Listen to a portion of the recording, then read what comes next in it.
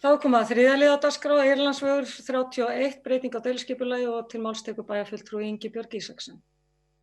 Já, forseti, ágætur bæjarfulltrúar.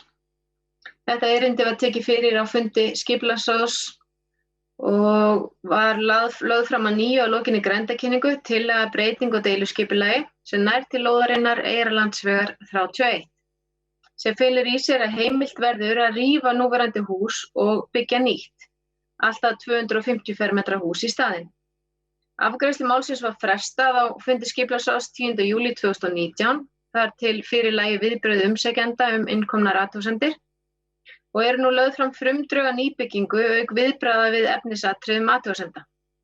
Skipulagsráð leggur til við bæjarstjórn að deiluskipulagsbreytingin verði samþykkt með þeirri breytingu að byggingarreitur á suðurhluta lóðar verði 2 metrum fjær lóðamörkum en gert var ráð fyrir samkvæmt grenndarkynntri tillögu.